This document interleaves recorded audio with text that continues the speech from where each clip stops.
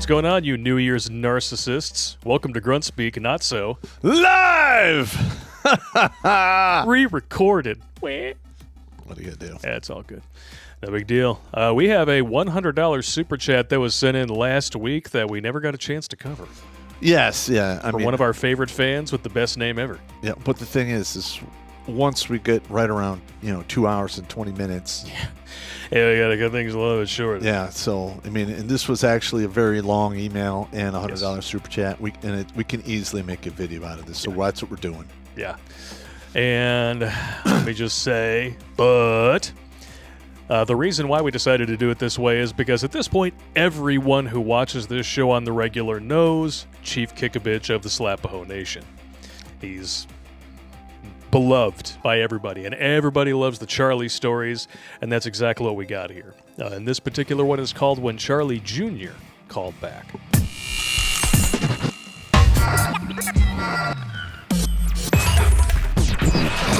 So let's see what's happening here. During the meeting in Charlie's attorney's office, I realized that Charlie's motive for leaving his son those 8 years of accumulated returned letters was to destroy his ex's relationship with her son. Oh, I remember this story. This is a good one. I mean, it's not like she did the same thing to him. Yeah. Turnabout's fair play. It's obvious I doubt he foresaw that the kid would ask if he could call me, but since he did, I did what Charlie would have wanted. That's exactly what you should do. That's what friends are supposed to do. I had decided 6 months ago that if Charlie Jr. ever called me to discuss his father, I would talk to him to finish the job Charlie had started and completely destroy his ex-wife's chance of ever having a relationship with her son. I was going to drive a stake through her heart and stuff her mouth with garlic before burying the head separately. This is all metaphorical. Sweet! that is like the typical 101 way to kill a vampire. I love it. You're damn right. Wow. Towards that end, I put together a list of every question I could think of that he might ask. It turned out that it was the ones I failed to anticipate that let me administer the kill shot. Well, that's typically how it goes. Do you know how many times I've rehearsed shit in my head and it never plays out the way you think it's going to? Always. You can rehearse everything. You can plan it all out. You can practice your speech in the mirror. But at the end of the day, shit's going to go down how it's going to go down. That's right. I decided a few months later that I would do as Charlie would have done and show mercy to his son and cut him in on what would have been his inheritance if he deserved it, because what he did to his father was not entirely his fault. In early December, he showed himself to be one of the biggest a-holes I ever knew. Ouch. Well, there you go. On December 3rd, Charlie Jr. called me back and asked if I decided to talk to him after all. I said, "Sure, Junior, what do you want to talk about?" He protested that his name is Charlie, and I told him that Charlie was my best friend's name and he has not earned the right to have me call him by any name, let alone that one. Dude, that is a great answer. That is how you put someone in their place and let them know they are not in charge of the discussion. Well, yeah, no one is entitled to respect. No. You earn it. Exactly. I love when people are just like, "You need to treat me with respect." Like a woman you've never met on a date. I'm sorry, who the hell are you to me? Yeah. For all I know, you could be one of the lucky 33% who invited me out to just give you a free meal. So earn the respect, and by the way, earn the food that's going in your mouth, and if you're lucky, you'll get dessert. Dirty. It's a nice creamy filling. Yeah. So for the duration of our conversation, he would be Junior, even though he hadn't earned even that. He asked me what I thought about the contents of the 100 or so letters he inherited. I told him that I had no knowledge of their contents, so I could not address anything in them. All I could tell him was that every word was the truth, because Charlie always told the truth, and he meant every word, since he was very careful to be clear about anything that was important to him. I was shocked by what he asked next, but I should not have been surprised. He wanted to know why his father cheated on his mother. And why he was such a bastard that he never sent child support. Here we go. Yeah, anybody out there had this lie peddled to their kids that they only see 4 days a month? Yep, it's very common, actually. There you go. I asked him where he got the idea that Charlie was the cheater, even though I knew the answer.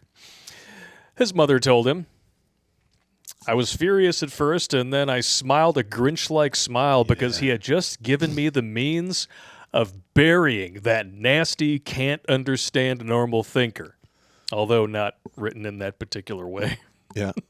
I said that I was too pissed off to continue talking to him that afternoon, but what I would do is immediately send him scans of all the records from his parents' divorce and financial records proving his mother cashed the child support checks so he could determine for himself who the cheater was and who deprived him of his father. Or who the fucking liar is. Woo! That should answer all his questions about why his parents' marriage ended and that I would not talk to him further until he read it all. Wow. He called me the following morning and asked why his father cut him out of his will since Charlie knew that it was his mother's doing that he never got his letters. I kept my cool, resisted asking him just how stupid he is, and told him that I have the return receipts proving he signed for every letter his father sent after he moved out of his mother's house. He did not consider the fact that Charlie paid to have him located, proof of his love for a child who was not even his to begin with. If he threw those letters away, that was his problem. If he read them, that was even worse. Had he responded, he would have been the heir to 8 digits. Wow! An exaggeration to guarantee he would hate his mother. Your mama done screwed you over when she lied to you, Junior. Listen, I'm a big fan. Like, if your kids are disrespectful to you and you cut them out. Charlie told me that he was willing to have a father-son relationship with you if only you had called him at least once, even though you were not his son. That set him off on a profanity-laced tirade, but he stayed on the phone and demanded to know what I was talking about. I told him to fire up his computer and pull up the file I sent him. When he was ready, I directed him to the pages from the motions Charlie had his lawyer file in an attempt to force his ex to return to Connecticut with him. Then I suggested he read his mother's response where she denied under oath that he was Charlie's biological child. Who's my father? He wanted to know. Ask your mother if she can remember. Oh, my God. I don't know, and Charlie never knew how many men she cheated on him with. Unless you have anything else you need to ask me, until after you take care of this new business you have with your mother, we're done for now. Nice. You may call me after you do that. Wow. This guy's handling it like a champ. Absolutely. He's putting the kid in a position of discovering the truth for himself. He's not giving him everything. Yeah. And that's exactly what you should do, because discovery always trumps disclosure. Always. Yeah. Well, If you find out that somebody is cheating, it's a hell of a lot more damaging than them telling you, hey, I made a mistake. yep. You know? It turned out he did have one more bit of business. He needs money to catch up on his child support payments. Charlie has a 6-year-old grandson he never knew about. That's okay. That is beyond forgivable. Yeah. I'm serious. That is it. I might have been on the fence a little bit about helping the dude out. Now my opinion. Fuck that guy. Yeah. I'm sorry. I was ready to go off on him, but for once, my brain was firing on all cylinders, so I kept my cool. After asking him how far behind he was on his child support payments, which is 10 months, I told him that if he gave me his ex's address and phone number, I'd see what I could do about the situation, but did not explain what I meant by that. I got the information and ended the call. That little shit. I know for a fact that he is the son of Charlie's body, but I could not imagine my younger self being friends with him.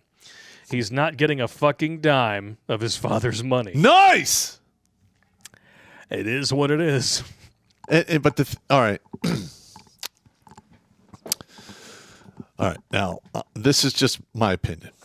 All right. So, if I was the executor for a close friend's estate and the wishes he left behind are the wishes I will execute, I won't say, well, he would have wanted this. He's not fucking here to tell you that. Yeah. All right. So it is what is. And another thing I would do is I would take the bank statement showing all the money, send it to him saying, this is the money you're not getting because your mother fucking did this horse shit. Take it up with her. We're done. Bye. And it seems like that's exactly what's going to go down here, unless there's a plot twist. He's going to go Shyamalan in the end. We don't know. My wife, Sir Keat, and I were too paralyzed with grief for what Charlie had taken from him to move, but we were able to instantly make a couple decisions about Charlie's son and grandson. We were originally going to do what we could to help Junior by telling him everything we could about his father, but my Sir Keat said something I had never heard her say before. Ooh. Fuck him! Yeah. Yeah, that's exactly what I say. You know that if a woman is uncomfortable with that word and she drops it, she really means it. Yep. Like I always know, my mom hates the F word. Hates it. But every once in a while, she'll get mad enough about something, all of a sudden you'll just, fuck! I'm like, that's it, Mom. Let it out. Well, I was Tell there. me how you feel. I was there when she was got banned from Costco. Yeah, I remember that shit. This fucking motherfucker. I'm like, whoa. She whoa, was so Proxy pissed. Mama. Whoa. Long story short, employees at Costco screwed up. Okay, they sold my mom a case of something for the price of an individual, but it wasn't clearly marked on the kiosk. And she paid, and she left. And then, all of a sudden, one day, she's there shopping for something else, and they fucking hunt her down and drag her into a room like an interrogation victim and then try to grill her about the theft. Oh, yeah. Like, no, you guys fucked up. It's on you. Accept the loss and move on. In other words, suck a dick. Yeah. Oh, wow. Sorry about this. Oh, it's all good. We're going back here. So after she said, fuck him, she went on to tell me that we're going to do everything we can to give Charlie's grandson the best future we can because Charlie would have put everything into him. We overnighted a letter to Denise, Junior's ex, explaining who we are, why we contacted her, and invited her to call us, which she did. The first thing she told us was that our letter was a surprise because Junior had told her that his father died when he was 10. Huh. He must have forgotten that when he gave us her contact info. Seems like there's a bunch of lying going on in there. Whole lot of lying. They met because of drugs, and she quit by white-knuckling it as soon as she found out she missed her period. That's usually a pretty good wake-up call. Yep. Junior never got fully straight, and that's why she took her son from Cheyenne to Austin. It also explains his eyes in the lawyer's office. She's got no contact with Junior's mother, and her own parents cut her off a decade back when she hooked up with Junior. I love the justice of it. Yeah. D. Nice took Edna's, Charlie's ex-grandson, away from her the way she took Charlie's son away from him. Wow. Karma. And anyone else shocked that another dude raised by a single mama turned to drugs? Yeah. Anyone else Yeah. painfully shocked? Yeah, I'm totally shocked. Yeah, didn't think so. We left for Texas on the 6th to meet him on December 9th. Charlie III is so much like his grandfather from looks to unconscious mannerisms that Sir Keat cried. He has Charlie's smile. We stayed for a week on the street in front of the apartment building they live in. Charlie's prestige motorhome went from White Elephant to Blessing. While there, we enrolled him in the Waldorf school to start after the holidays. Jesus Christ, it cost almost as much for a year as I paid for 4 years at UConn. Wow. Yeah, that's excessive. Yeah. Well, I guess that's the price you pay now to avoid public school brainwashing. That's why the collegiate brainwashing is now cheaper. Yeah. Ugh. Well, Charlie was loaded now, so now we know what to do with it all. We're going back to see them after Christmas to move them to a better neighborhood closer to Chuck's new school. We're still being cautious with our support and insist that she pays as much rent as she is currently paying, as we will only be making up the difference. That's the way to go. Mm-hmm. Because, as we all know, women become accustomed to a particular lifestyle. And then they want you to pay for it for the rest of your goddamn life. There you go. He's handling this very smart. We attached a few strings to our support that she agreed to since most were for Chuck's benefit. One of which was that she break Junior's balls by going after him for delinquent payments and all payments going forward. If he goes to jail, that's just T.S. Elliot. Tough shit. He might even get straight. Who knows? Yeah. Edna called me on December 4th And of course, she was livid. She was screaming obscenities and creative combinations that even Benny never thought of. When she calmed down enough to be coherent, she threatened to sue me for slander. Slander? What slander? I asked. You told my son he's a bastard, she screeched. I administered the coup de grace and said I never told him that he was illegitimate, even though he is a bastard in more ways than one. I just sent him a copy of the documents you filed with the court in which you swore he is illegitimate. Are you telling me that you lied? Damn, I always knew Charlie liked his women dumb, but this is beyond anything I ever even heard of. Wow. This is the second box of shit you got sprayed with this year. You can try to lie your way out of it, but you just lost your son. I then borrowed from Popp. It's a long, lonely time between 64 and 80, so you better stock up on boxed wine and kitty litter. Yeah! Oh, my God, that's awesome. And then told the bitch to eat shit and bark at the moon before hanging up on her. Fitting. Yeah, we may have to retire this just after this one. That was good. That is beautiful. And listen, don't backstep. No. All right, listen. Women don't like the competition. Well, no, the thing is I understand he's your best friend's son, but he's already been corrupted, lied to his entire life. And, it caused an insane amount of pain to your buddy. Yep. And you should not forgive that. Now, listen, I'm not that guy to tell you peace and love and forgiveness. Not that guy. No, you're not. I am not that guy. All right. So I understand, it is what it is. But, his son's mother, don't ever talk to that cunt again. No. You've done it. You said your piece, which was the truth, and just let it be. And there's really nothing she can do to sue you. No. Because you literally showed her the documents that she swore to in court. She's got no case. No. And especially, if she were to try, be like, well, she said in court, so now are we talking perjury? Because depending on the state, I mean, I'm sure there's a statute of limitations at this point, but at that point, any legal case that she were to try to file from then forward would be taken with a fraction of a grain of salt. Yes. Once a liar, always a liar. I mean, this is a shitty situation. I'm going to be honest. Oh, absolutely. It is. It's terrible. And but we got a lot of kids out there thinking they know everything and they want to do it themselves. And, I've talked to probably a couple hundred guys who lost their kids and then the mother slowly poisoned them against the father and he's out of the picture.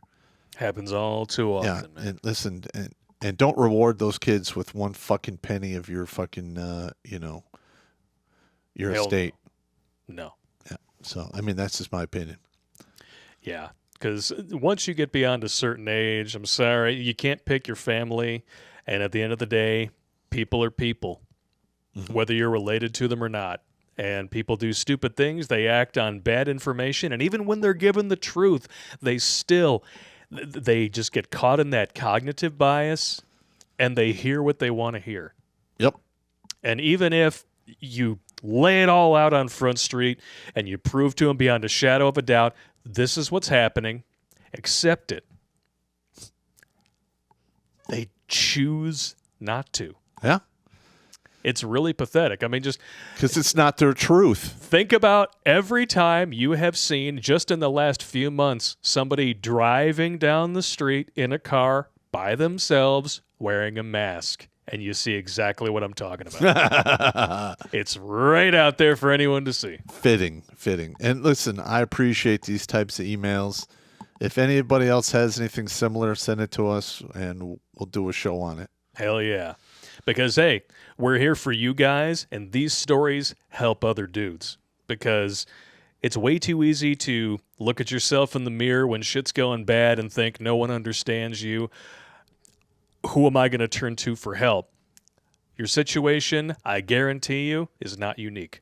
And if you can find out how somebody else played the long game to come out of it victorious on the other side, it can help you. That's right. That's why we do what we do. You're damn right. And that's why there's 502 lives on the board, bitches! We'll see you next time. Take it easy.